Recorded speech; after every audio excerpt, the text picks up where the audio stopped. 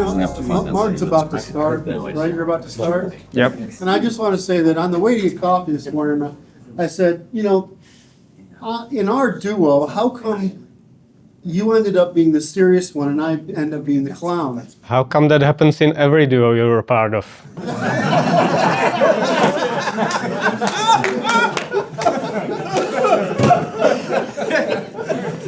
Oh, Mark, don't Yeah. he's a stone killer. Hey, see what I mean? I couldn't do this. So just to comment, I couldn't do this without you, brother. So, you can beat up on me all the want as long as you keep working. Well, likewise. I wouldn't be here if there was no institute.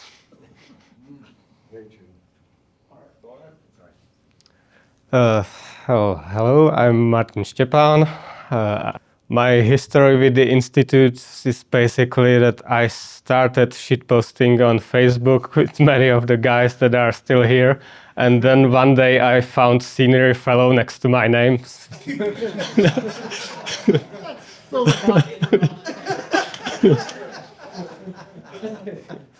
Now, as of recent, I started writing for our Substack. I didn't think of including the link anywhere here, but I'm sure you can find it. So I was asked to provide a continental perspective in contrast to Curt's Anglo perspective. And at first I wasn't very clear on what that means, partially because even the continent is now steeped in Anglo-American, or rather Judeo-American ideology.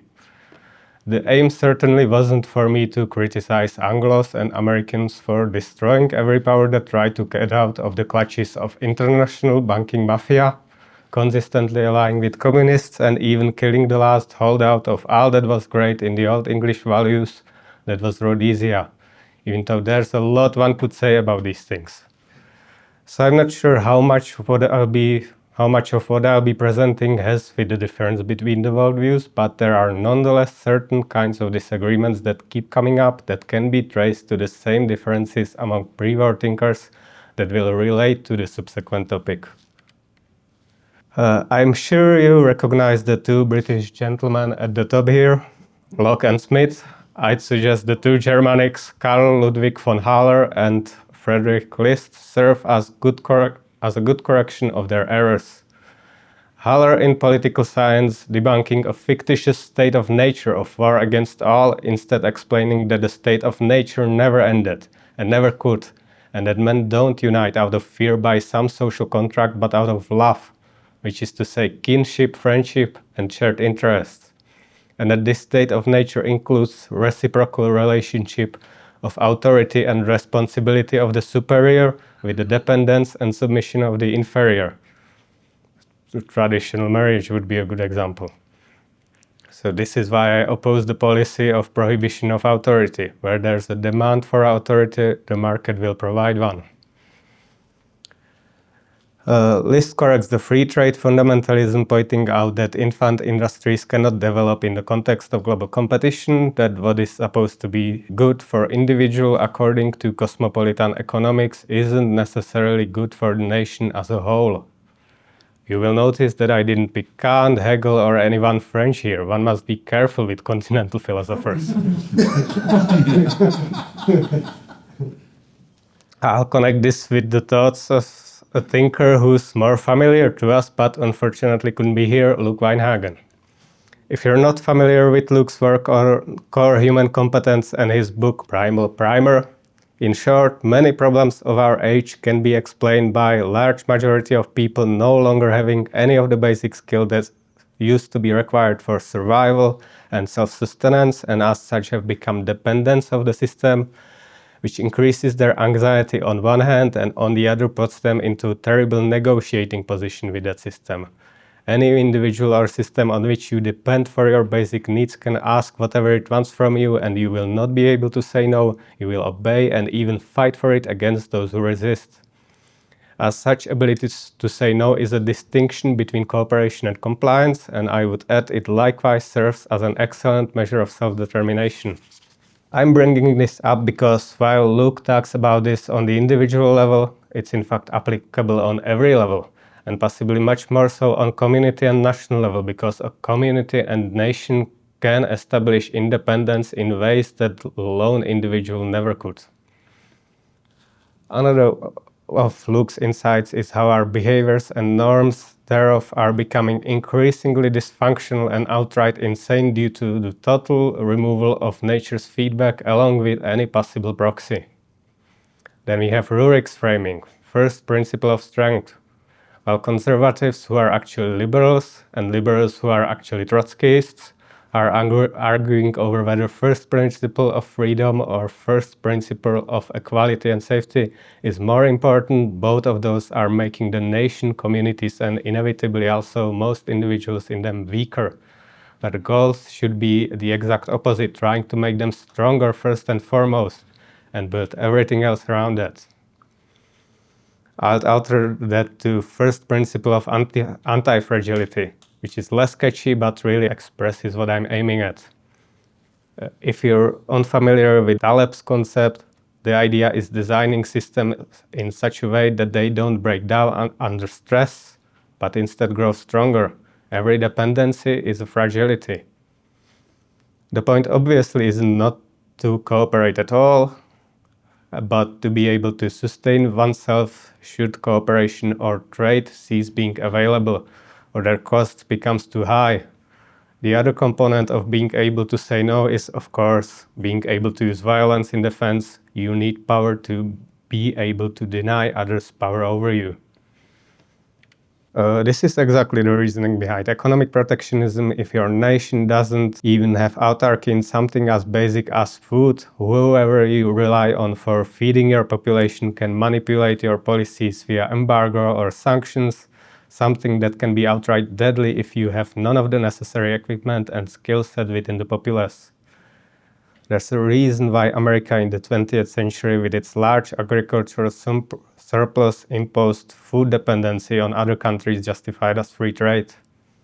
Libertarians would ignore this and say it's inefficient because their ideology is economics in a world where politics don't exist. But here in the real world, economics is war by other means. Same reasoning would imply it's inefficient to lure core human competencies instead of maximizing income and paying someone else to do them for you, as if such a state is guaranteed forever. Having one's wages undercut by foreigners, sometimes to the point that industry is destroyed, also means people have to adapt new skill sets to move into a different work, which requires both time and ability that they may not have, meaning even if there are cheaper products on the market, they may not be able to afford them due to lower wages or unemployment. You likewise don't want to give someone else free access to your natural resources or sell off your non-renewable ones. This is a non-exhaustive list of issues. You can find more in Ian Fletcher's Free Trade Doesn't Work. Problems with immigration are much the same as arbitrage to foreign country, but with other costs imposed by the presence of those foreigners in your country. And people who are lobbying for importing them are doing it due to exactly the same incentives people in the past owned slaves, to not pay actual nationals the appropriate wage, all the while masking it with pretense that such slave labor are themselves citizens.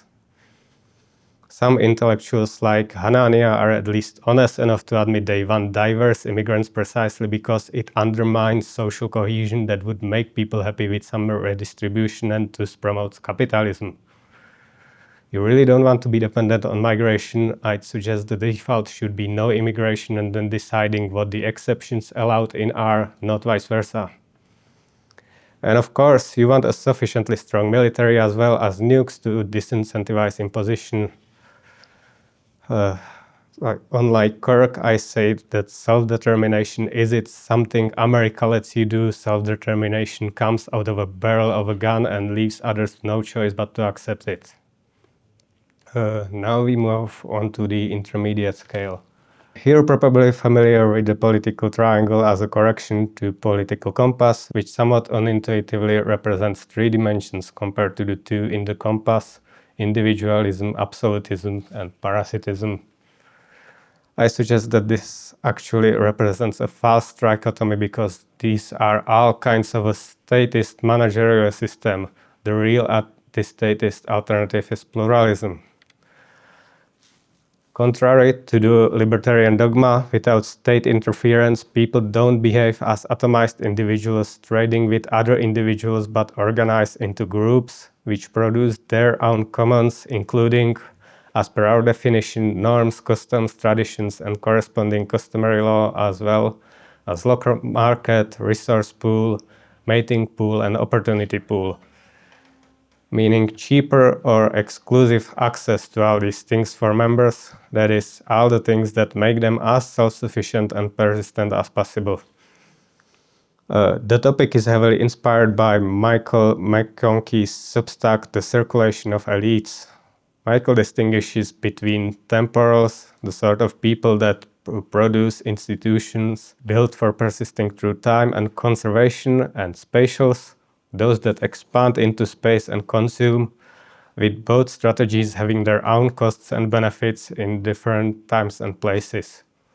There are also German terms, Gemeinschaft and Gesellschaft. Are Germans familiar? Yeah. Yes, sir. Can you explain them, maybe? Gemeinschaft is more the communal society or the communal group, and Gesellschaft is society. So it's the extended, perhaps not entirely familial, community. Right. Gemeinschaft is community where people basically care about each other for established relations, and Gesellschaft is a large mass society where everyone is pursuing his self-interest. Our current mainstream political spectrum is just two kinds of spatials, with temporals left out of the discussion, or Gemeinschaft left out of the discussion. Conservatives are at least grasping for it, but having no idea what they're actually looking for. Michael provides an example of German hometowns in the Holy Roman Empire between the middle of the 17th and the beginning of the 19th century. In contrast to cities that attracted very rich and very poor and managed by patrician, and in comparison to sparsely populated countryside managed by a noble or state officer, such towns of a few thousand people managed their own affairs, and people that were born in them largely stayed in them, worked in them, married in them, and died in them. This included the town's council and leader, who, unlike today, weren't connected to other national or global elites, but were fully intertwined with the community and married with other members, as did their kids. This provided them with very different incentives. They couldn't afford to be antisocial or immoral any more than anyone else in town. Work was managed via guilds, which get uncharitably compared to unions, but where unions are concerned in theory exclusively about the interests of the workers and in practice have often been a tool of Marxists. Guilds likewise protected the customers by demanding a quality of work and even being a decent member of the community outside of work to maintain the good name of the guild itself. Female means of coercion that we now tend to speak of in negative terms, such as gossip, had a positive and important role of enforcing the norms to play in communities of this size. Today, people complain that there is no third space, meaning space between work and home where people socialize, but such concept would have been nonsensical for these people, whose family, friends, work and worship were all part of one and the same shared space. Even genetically, this had positive effects, as people that consistently breed within a small, stable gene pool can develop adaptations that would never emerge in a large one and get destroyed with mixing. Local communities in the medieval era would develop their own customary law that was fitting for them. It wasn't based on some abstract universal principles, but on what was working. They were constantly exposed to nature's feedback, as Luke would say. And so ownership, control, and responsibility had to be distributed in a way that would lead to the community having enough food to survive. They couldn't afford to be either communists or libertarians obsessing over absolute private property. Early Roman law was likewise customary, inherited from much earlier times. The unit subject to the law wasn't individual but family, with the paterfamilias, father of the family, having unlimited power over it, including deciding over life and death of other members of the household. as the state needed a supply of soldiers for its nearly constant warfare, younger males gained increasingly more privileges with other interferences in the family following, contributing to the conditions for the end of republic and replacement with the empire. We may object to the unrestricted rights of fathers towards the members of his family today, but it's something a community can easily police on its own without need for state intervention. Pluralism came to an end throughout Europe within several centuries during the Age of Enlightenment, with impositions of despotic Roman law rediscovered by scholars, meaning Code of Justinian, and natural law, I'll get back to that, invented by philosophists, imposing the same standards everywhere, destroying local barriers to entry, and any intermediate institution between individual and state got corroded so that nothing would stop capitalists from making money. In fact, calling the system capitalism is rather ironic given the destruction of social capital, which has today been followed to its conclusion to break up families and destroy conditions for even starting them. If people aren't having kids, who cares if we can just import more people? Religion underwent corresponding changes throughout history. Whereas our ancestors had their household gods specific to the family, state would replace those with a shared pantheon and eventually completely centralize with the Platonic project of Christianity that tells people to hate their family and that evident differences between Jews and Greeks aren't real. Christianity still had folkish periods during times when centralization was impossible, and Protestantism can, among other things, be seen as a revolt against centralization of the church, but these periods ultimately didn't last. You can see my presentation on Abrahamism for more details if you didn't. Ironically, the trust and moral values that make capitalism work emerge in the small communities in combination with Christianity, or at least persistent Christian values. And we've been running on steam of our people still treating everyone as their neighbors, even as they have no idea who their actual neighbors are, those increasingly being from entirely foreign ethnic groups that don't share culture, norms, values, or even basic patterns of thought. That steam has clearly run out now, and Christian values ring hollow when their supernatural element is removed and what's left is evidently false and destructive. The very idea that the market itself automatically leads people towards moral behavior via selfish pursuit of profit is farcical. Think of, for instance, about the incentive of a dating app that is successful as long as it keeps people subscribed to the service, meaning it has to keep them looking for new mates, regardless of whether they actually have any success. And the last thing they want is for a pair to settle for one another and stop searching. From a libertarian point of view, this is A-OK. From our view, it's criminal. This is what modern conservatives and even much of the right are completely clueless about when they're demanding a return to free market. That capitalists and state collaborated against community, family, tradition, and morality. In an earlier example of social engineering, and that what's happening today with our nations and borders is just following the same trend to its logical conclusion, supporting this with ideology of freedom or sovereignty of an individual, saved from the restraints of community and family at every step. This is not to discount the role of Platonic and Abrahamic ideology and malevolence in this. You know I clearly don't if you've seen my previous presentation or follow me at all. But the incentives are in alignment with global capital. I've brought up natural law, and this obviously requires some clarification given the name of this organization. The concept of natural law being criticized is an abstract standard that had little to do with looking at how people naturally live their lives, and is comparable to how modern elites use science as a political formula to justify their rule, despite pretty much everything they say being pseudoscience, with the only science they have truly mastered being the science of manipulation. In contrast, our natural law consists entirely of observable laws of human behavior, and concepts like reciprocity and demonstrated interest are general enough that they can accommodate all sorts of social and political arrangements.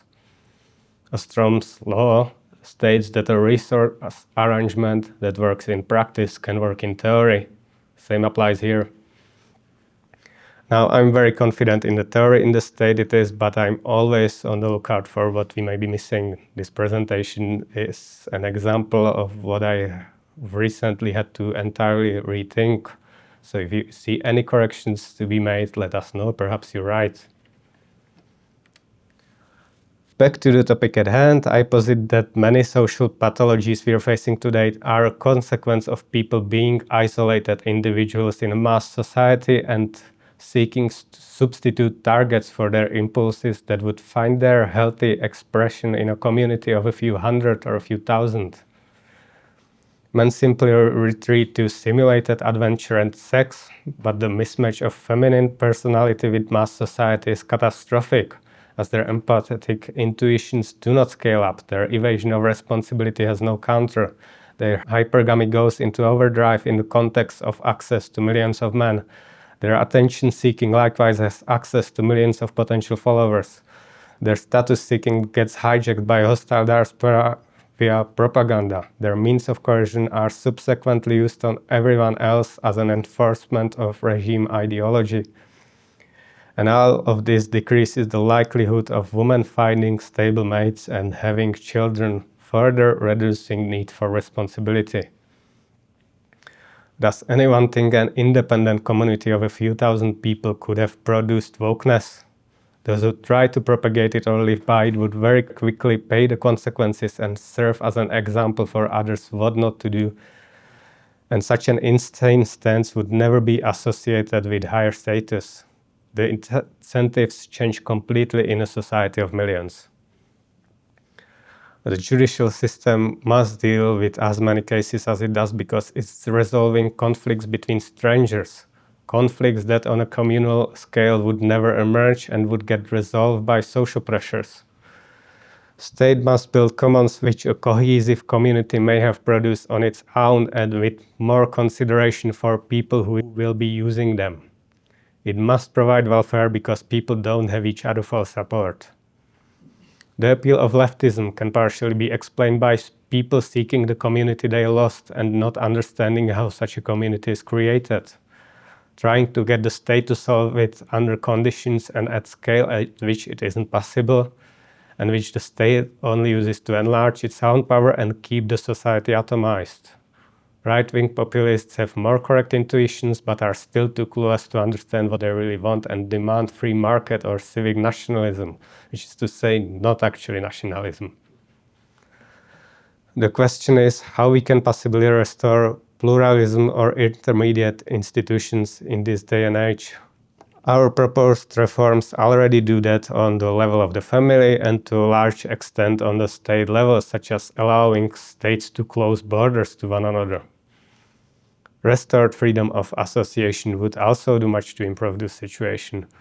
But I am recommending we also put in a level of protection for towns that desire it and perhaps for any other organization. Such intermediate organizations should have their own militias that have not only capability to deny others tyrannical power over their community, but full understanding it is their duty. Other services to the community, such as production and maintenance of commons, would be equally valuable. Matters are somewhat complicated by the speed and low cost of information and transport we've achieved in the modern era. And I'm not proposing banning internet, so there are obvious examples of sites and services that shouldn't be allowed to exist. I suspect all the surrogate activities people on the internet have less to do with these being more attractive than the real world and more with viable alternatives no longer even existing in the real world. I do, however, believe in letting any organization ban any particular technology within its domain, and I expect this will become very relevant with AI, as it's improved into something that will be able to outcompete most of all human labor. All this said, I'm not completely economically ignorant. If all we had was largely self-sufficient towns, national economy would grind to a halt, which is no way to compete on global stage. Military infrastructure and various expensive projects are impossible without large taxable economy. So I propose cities and areas outside of towns be reserved for that purpose and for people who'd prefer competing in a free market. These things can exist alongside each other as long as free marketers can be prevented from destroying organizations that refuse to submit to their system. At the end, it boils down to the question of whether we want to live in an economic zone or in a society, whether we want to make humans for the needs of the system or system for the needs of humans. As I cannot end it here because I recognize that people who form independent communities without the need for a state are almost non-existent today because, to once again use Luke's words, we have forgotten how to be human. This also connects back to Brandon's presentation from the last time, where he says how the pandemic has shown us how easily people can be managed today and that this can be utilized for their benefit for a change. So without interfering with the efforts of homeschoolers, we can completely retool public education to start teaching core human competencies, norms, ethics, morals, grammar, logic, rhetoric, negotiation, leadership, mating, marriage, child rearing, diet, physics, self-defense, weapon handling, teamwork, and third, fourth, and fifth generation warfare. Perhaps you think I'm going too far with these last few, and perhaps I am. But I am simply applying the logic of the Second Amendment, giving the people tools for defense, and should they use it for unjustified offense, we deal with them then. We do not restrain them a priori. Further, reintroduce our mythos consisting of traditional European fairy tales, Greco-Roman and Germanic myths, histories of wars and discoveries, biographies of great men, and selections from philosophy and Western canon that don't contain the poison that got us here. Perhaps there is even space for some Marcionite or Jeffersonian version of the Christ myth, though Christians obviously won't be happy about me proposing this. But again, I'm not suggesting banning homeschooling or private schools. Along with the reintroductions of protection of family, mandatory militia, and many other reforms we've outlined previously, we should have people that do not need management back in a generation or two, leaving only a question whether it's possible to truly use a managerial state for something that eliminates the need and demand for it. I believe so if we are entirely clear about our intent and leave no space for deception. And this is all I have for today. Keep in mind that I am not making prescriptions or definitive plans, but giving suggestions to expand our field of choices in the scenario in which our people successfully take back what remains of what was stolen from them.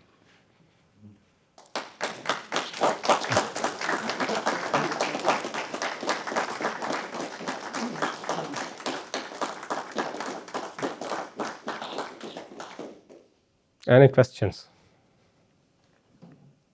What made you pay attention to those thinkers that you brought into this? Which thinkers?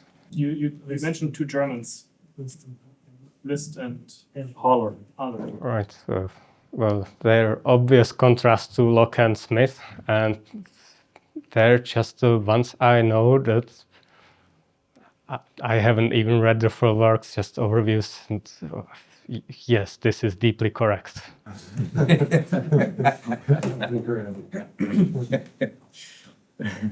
When are we going to write a homeschool curriculum based on this list here, that homeschool curriculum that can be used by private schools or others, even if it's not detailed class by class, but this is what needs to be covered to give people a skeleton they can build off of?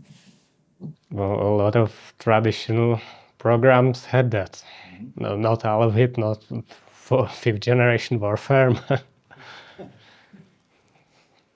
So it would in many ways be a restoration rather than something new. Well, I was going to say, Mark, and you could have flipped that around and say, great, when you're done with your current book, you and Martin get together and do that? Yes. This is on my list of want to do books. Okay. Yeah. Awesome. Well, But I'm you happy to don't help. get them until I finish with them for the Constitution, because that's not happening without it. So we can arm wrestle. Well, I can't arm wrestle. Yeah, how's that? No, don't do that, Curt. Just boxing. Do leg I don't know, wrestling. Curt. Do a cannonball in the pool. Who makes a bigger splash? Although, I'd be happy to lose to you in wrestling, just for the video. Oh, I do think at some point we need to integrate some MMA into the conferences. No, we are not doing anything that damages any brain in this room. I can teach a non-concussive form of wrestling. Go. Yeah, Brandon. I'm afraid to. Oh, this is great. Anyone else? That was. Michael. Just a quick comment. I just referencing Brandon from I think a couple of conferences ago, or maybe last conference, that philosophers are basically arguing on behalf of tyrants, and it never connected to the level that it had with me until I heard your presentation, where it's like, yeah, why are the philosophers of, let's say, Locke and et cetera chosen for me by the powers that be in the managerial Yes. society and the anti-pluralist society for me to read? Is that just to shape my thinking that those are the greatest philosophers ever? These are the only philosophical options possible? So I just appreciate that you did the deep Every work. civilization advances its advocates. Most Western philosophy is the product of the middle class trying to influence the upper class. The change in the distribution of Western philosophers reflects the national, essentially sub-civilizational differences in the necessity of the means of persuasion to move the upper class to do it or to advocate people to replace it. I don't know if I agree with the initial statement that it's, I agree with the statement. I have to when I push back against you or Bryan, I have to be careful because then you lash back at me. So I have to be careful. Yeah, I was quoting Brandon. And you're quoting Brandon. Okay, so see what I mean? Well, that's not lashing. That's just. So, but your original statement was along the lines of they're always helping tyrants. That's not really true. There's two things happening, especially in every civilization. One is that new opportunities emerge, and they want to assist in reordering society to take advantage of them, or and the only people that the only audience that matters is the people that have the capacity to influence the elites to make those changes occur out of either self-interest or self-defense. Did that make sense? Yes. Okay. As far as I'm aware, Locke wasn't really even famous until like last century. That's what I'm saying. I mean, that's he exactly was- what I'm saying. is he- that it's been chosen in the last century, and it reflects the values of our elites. He not was the values of famous our- more for empiricism than his politics, but he wasn't even regarded as by classical liberal statesmen. Yeah. Whenever you need to weave a narrative, it's like biblical references, right? Or any of those references. Yeah, those things are ambiguous enough to be woven into any number of stories that need to justify any cause. The same thing with the production of philosophy across the world is that you simply, if you want to weave a narrative, the subject matter is out there to weave it with. Anyone else? No. Thank you.